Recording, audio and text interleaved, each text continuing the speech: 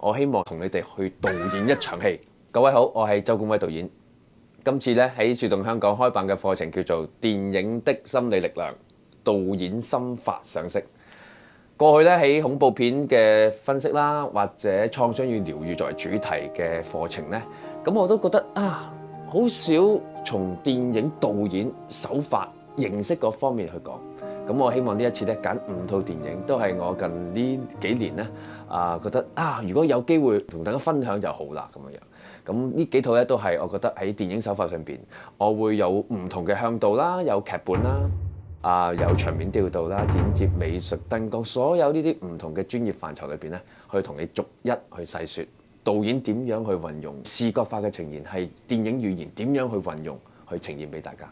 我希望你哋呢個課程裏邊都可以有一啲嘅實習嘅機會啊！咁所以我特別咧，其中一堂咧，我希望喺堂上裏邊同你哋去導演一場戲，以我導演嘅身份帶住你哋一齊去諗下點樣指導演員，點樣分析嗰個劇本，點樣分鏡頭去拍攝，點樣去處理一場戲，方方面面去了解下電影導演做啲乜嘢，諗啲乜嘢，背後嘅心理機制係啲乜嘢。希望課程見到你。